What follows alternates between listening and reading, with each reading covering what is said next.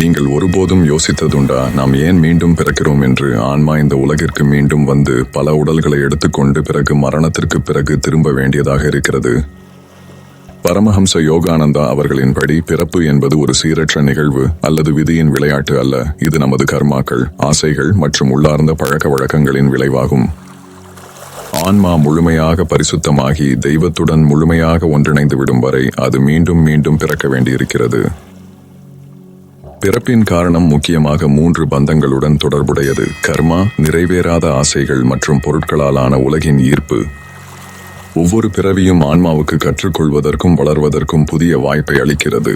ஆனால் இந்த உலகத்தை எல்லாம் என்று கருதி அதில் சிக்கிக் கொண்டால் இந்த சுழற்சி என்றென்றைக்கும் தொடர்கிறது.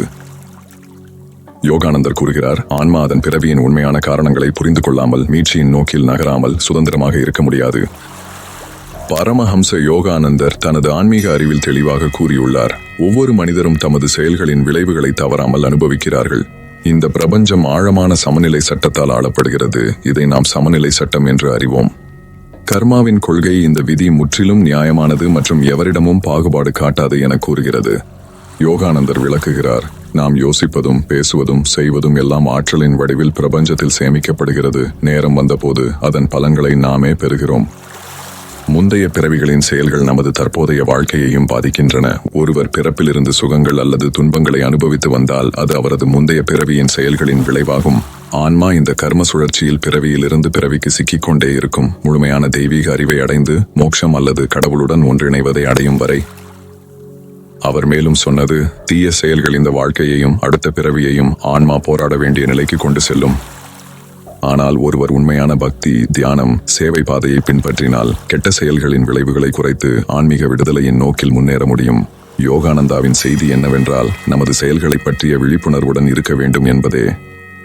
ஒவ்வொரு பணியும் அன்பு, கருணை, உண்மை ஆகியவற்றின் அடிப்படையில் செய்ய வேண்டும். ஏனெனில் இது நமக்கு எதிர்காலத்தில் அமைதி, ஆன்மீக முன்னேற்றம் வழங்கும். பரிபூரணமாகாத ஆசைகள் மற்றும் மறுபிறவி. பரமஹம்ச யோகானந்தா கூறியதன்படி இந்த உலகில் ஆன்மாவின் மீண்டும் மீண்டும் பிறப்பது அதன் நிறைவேறாத ஆசைகளால் ஏற்படுகிறது.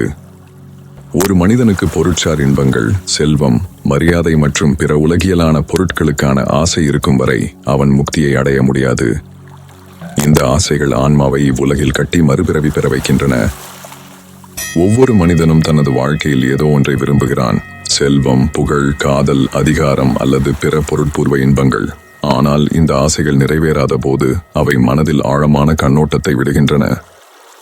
இந்த அழுத்தம் நமது விழிப்புணர்விலும் உளவியல் மனதிலும் நிலைத்திருக்கிறது. மரணத்திற்கு பிறகும் முடிவடையாது.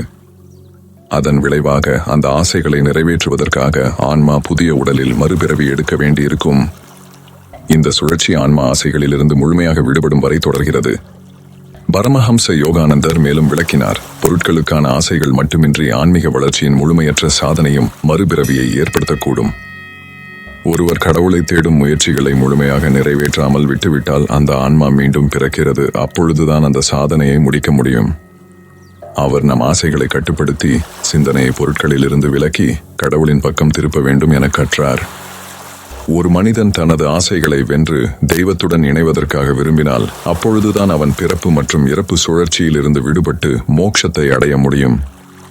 பரமஹம்ச யோகானந்தர் கூறியதின்படி மாயையின் விளைவுகள் மற்றும் ஆத்மாவின் பந்தம். இந்த உலகம் மாயா எனப்படும் ஒரு மாயை மட்டுமே ஆகும்.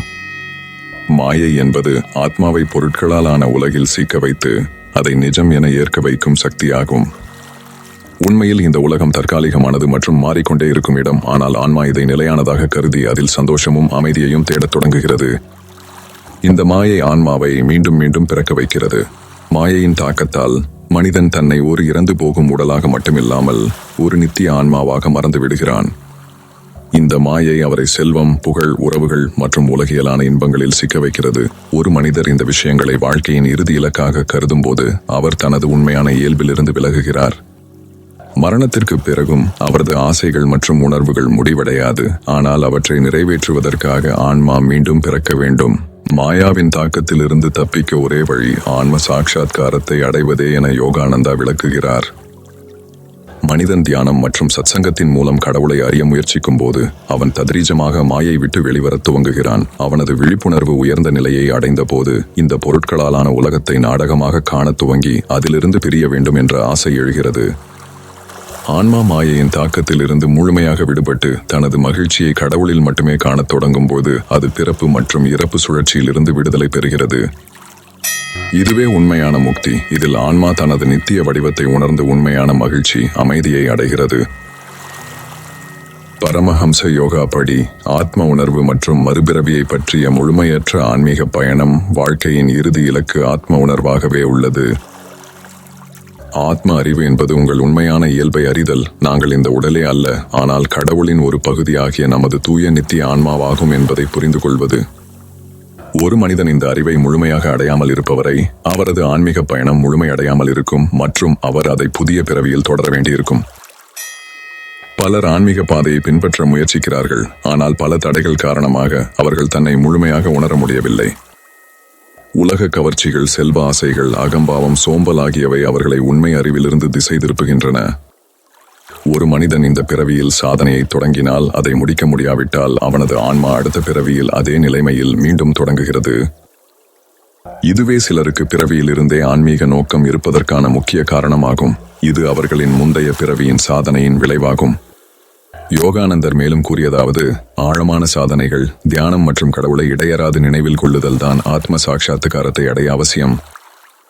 முழு பக்தியுடன் இந்த பாதையில் நடக்கும் நபர் தன் அகங்காரம் மற்றும் ஆசைகளில் இருந்து விடுபட முயற்சித்து பிறப்பு மற்றும் இறப்பின் சுழற்சியிலிருந்து விடுபட்டு இறைவனுடன் ஒன்றுபடுகிறார்.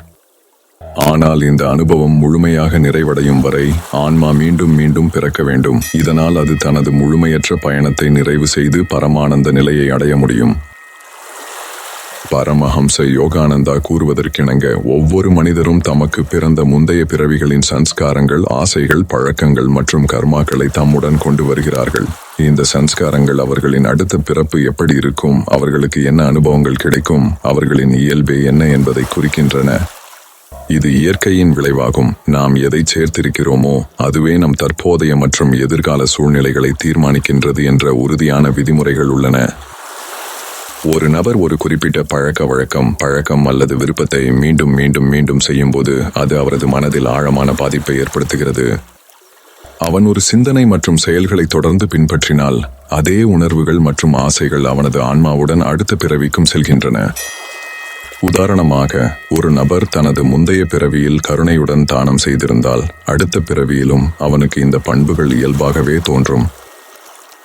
மறுபுறம், ஒருவரின் வாழ்க்கையில் எதிர்மறை பழக்கங்கள், கோபம் அல்லது பேராசை ஒரு பகுதியாக இருந்தால் அவை புதிய பிறவியிலும் தொடரும். மேலும் யோகானந்தர் கூறுவது என்னவென்றால், இந்த சன்ஸ்கார்களை மாற்ற முடியும். ஒருவர் தனது மோசமான பழக்கங்களை மாற்றி தியானம் மற்றும் சாதனையின் மூலம் மனதை சுத்திகரிக்க முயன்றால் அவர் எதிர்கால பிறவியையும் மேம்படுத்த முடியும். ஒரு மனிதன் அவனுள் தேங்கியுள்ள தீய சன்ஸ்காரங்களில் இருந்து விடுபடாத பட்சத்தில் அவன் மறுபிறவியின் சுழற்சியில் சிக்கித் தவிக்கிறான். ஆன்மா அனைத்து பழைய சன்ஸ்காரங்களையும் முழுமையாக நீக்கி அதன் உண்மையான தெய்வீக வடிவத்தை உணர்ந்து இறைவனுடன் ஒற்றுமையை ஏற்படுத்தும் போது மட்டுமே அது முழுமையான சுதந்திரத்தை அடைகிறது. பரமஹம்ச யோகானந்தர் கூறியது போல, ஆன்மாவின் இயல்பான இடம் பரமாத்மாவுடன் இணைந்திருப்பதே ஆகும். ஆனால் இறைவனை விட்டு விலகி மாயையின் பொருட்களால் ஆன உலகில் சிக்கினால் அது பிறப்பு இறப்பு என்ற சுழற்சியில் மீண்டும் வர வேண்டியிருக்கும். இந்த சுழற்சி ஆன்மா பரமாத்மாவுடன் இணைந்து விடும் வரை தொடர்ந்து விடுகிறது. அது ஒரு நதி போலவே பல்வேறு பாதைகளில் பாய்ந்து கடலுடன் சந்திக்கின்றது. வாழ்க்கையில் மனிதன் தனது அகங்காரம், ஆசைகள் மற்றும் உலகியலான பற்றுதல்களில் மிகவும் சிக்கிக் கொள்கிறான். அவன் தனது உண்மையான வடிவத்தை மறந்து விடுகிறான். அவன் பொருட்செல்வங்களை, குடும்பத்தை, செல்வத்தை, புகழை மற்றும் உடலுடன் தொடர்புடைய ஆசைகளை எல்லாவற்றிற்கும் மேலாக நினைக்கிறான். ஆனால் இவை மாறுபடும் மற்றும் ஆன்மாவிற்கு நிரந்தர அமைதியை தராது. இந்த மாயை ஆன்மாவை மீண்டும் மீண்டும் பிறக்க வைக்கிறது, அதன் தவறுகளை சரி செய்து இறுதி உண்மையை உணர்வதற்காக. யோகானந்தா கற்றுக் கொடுக்கிறார், கடவுளிடமிருந்து தூரம் மனித துன்பங்களின் மூல காரணம். ஆன்மா கடவுளின் காதலும் ஒளியையும் அனுபவிக்கும் வரை அது முழுமையற்றதாகவும் திருப்தியற்றதாகவும் இருக்கும். தியானம், பக்தி மற்றும் தன்னை அறிந்து கொள்வதற்கான சுய விசாரணை மூலம் மனிதன் தன்னுடைய விழிப்புணர்வு உயர்ந்த நிலைக்கு சென்றடையும் போது படிப்படியாக கடவுளை நோக்கி நகர முடியும். ஆன்மா பொருளாதார உலகத்தை அடையும் போது அது பிறப்பு மற்றும் இறப்பு சுழற்சியிலிருந்து விடுபடத் தொடங்குகிறது. இறுதியாக ஆன்மா தன்னுடைய அடையாளத்தை பொருளாதாரத்திலிருந்து முழுமையாக நீக்கி அதை இறைவனில் நிலைநிறுத்தும் போது அது முழுமையான மோட்சத்தை அடைகிறது. இதுவே வாழ்க்கையின் இறுதி இலக்கு. இறைவனுடன் ஒன்றாக இணைவதே. அங்கு நிரந்தரமான அமைதி, மகிழ்ச்சி மற்றும் அன்பு மட்டுமே நிலவுகின்றன. மகிழ்ச்சியும் பற்றுதலும் ஆன்மாவை கட்டி போடும் சக்திகள். பரமஹம்ச யோகானந்தரின் படி ஆன்மா உலகியலான மகிழ்ச்சி மற்றும் பற்றுதலில் சிக்கிக் கொண்டிருக்கும் வரை அது மீண்டும் மீண்டும் பிறக்க திணிக்கப்படுகிறது. இந்த உலகம் அதன் மின்னல்களாலும் தற்காலிக இன்பங்களாலும் ஆன்மாவை ஈர்க்கிறது. ஆனால் இந்த இன்பங்கள் நிரந்தரம் அல்ல. இருந்தாலும் மனிதன் இந்த இன்பங்களை பெறவும் பராமரிக்கவும் விரும்பி சிக்கிக் கொண்டிருக்கிறான். இந்த பற்றுதல் ஆன்மாவை மீண்டும் மீண்டும் உலகிற்கு இழுக்கிறது. இன்பம் என்பது உணர்வுகளின் மகிழ்ச்சியையும், சுவையான உணவையும், செல்வத்தையும், உடல் இன்பத்தையும், மரியாதையையும் மற்றும் பொருட்செல்வத்தையும் குறிக்கிறது. இவைகளை வாழ்க்கையின் முக்கிய நோக்கமாக கருதும் போது அவற்றை பெறுவதற்காக மீண்டும் மீண்டும் பிறப்பான். ஒவ்வொரு பிறவியிலும் புதிய ஆசைகள் பிறக்கின்றன. இந்த சுழற்சி முடிவடையாது. கடலின் உவர்ப்பான நீரை பருகி தனது தாகத்தை தணிக்க முயற்சிக்கும் ஒருவரைப் போல. அதேபோல மகிழ்ச்சியை தேடி ஓடுவதால் ஆன்மாவின் தாகம் ஒருபோதும் தணியாது. மாறாக அது அதிகரிக்கிறது. இதன் பொருள் உறவுகள் மற்றும் பொருட்களுடன் ஆழமான பற்று என்பதாகும். பெற்றோர், குழந்தைகள், குடும்பம், சமூகம் ஆகியவற்றிற்கான காதல் இயற்கையானது. ஆனால் இந்த காதல் நம்மை சுய உணர்விலிருந்து விலக்கி உலகின் தற்காலிக உறவுகளில் நம்மை சிக்க வைக்கும் போது அது பற்றாக்குறையாக ஆகிறது. பற்றுக்கொள்வதால் மனிதன் இறப்பிற்கு பிறகும் அன்பானவர்களிடமிருந்து பிரிவின் வலியிலிருந்து விடுபட முடியாமல் மறுபடியும் பிறந்து அதே உறவுகளை பெற முயல்கிறான். யோகானந்தர் கூறுவதாவது, அனுபவம் மற்றும் பற்றுதலில் இருந்து விடுபட ஒரே வழிதான் சுய உணர்வு ஆகும். ஒரு மனிதன் உண்மையான மகிழ்ச்சி கடவுளில் இருக்கிறது, உலகத்தில் இல்லை என்பதை புரிந்து கொள்ளும் போது அவன் தியானம் செய்து கடவுளின் காதலில் மூழ்கி உலகியலான ஆசைகளுக்கு மேலே உயரத் தொடங்குகிறான். ஆன்மா மெதுவாக அனுபவங்களில் இருந்து மற்றும் பற்றுதலிலிருந்து விடுபடுகிறது. ஆன்மா இந்த பந்தங்களில் இருந்து முழுமையாக விடுபட்ட பிறகே அது பிறப்பு மற்றும் இறப்பின் சுழற்சியிலிருந்து விடுபட்டு பரமாத்மாவுடன் ஒன்றிணைய முடியும். இது வாழ்க்கையின் உச்சமான உண்மையையும் விடுதலையின் பாதையையும் குறிக்கிறது. பரமஹம்ச யோகானந்தா கூறியதற்கு ஏற்ப உடலை ஆன்மாவாக கருதுவது என்பது மிகப்பெரிய தவறாகும். மறுபிறப்பும் மனிதனின் மிகப்பெரிய தவறாகும். ஏனெனில் அவன் தன்னை உடலாகவே கருதுகிறான். ஆனால் அவன் உண்மையான வடிவம் ஆன்மாவாகவே இருக்கிறது. இந்த மாயைதான் பிறப்பு மற்றும் இறப்பின் சுழற்சிக்கு காரணம். ஆன்மா தன்னை உடலுடன் மட்டுப்படுத்திக் கொள்கிற வரை அது மீண்டும் மீண்டும் பிறக்க வேண்டிய கட்டாயத்தில் இருக்கும். இந்த உடல் உலகில் உடல் மரணமடையும். ஆனால் ஆன்மா அமரத்துவமானது. ஆனால் மனிதன் இந்த உடலின் இன்ப துன்பங்களை தான் உண்மையானது என நினைக்கிறான். அவன் பசிக்கிறான், வலிக்கிறது, வயதாகிறது, இறுதியில் மரணமடைகிறான். ஆனால் இவை ஆன்மாவை எவ்விதத்திலும் பாதிக்க முடியாது. ஒருவன் தன் உடலுடன் தொடர்புடைய உடல் அனுபவங்களை தன் உண்மையான நிலையாக கருதினால் அவன் உலகியலான ஆசைகள், பயம் மற்றும் பற்றுதலில் சிக்கிக் கொள்கிறான். இந்த அறிவு அவனை இறந்த பிறகும் விடுதலை பெற அனுமதிக்காது. ஆன்மா மீண்டும் ஒரு புதிய உடலை எடுக்க திரும்புகிறது.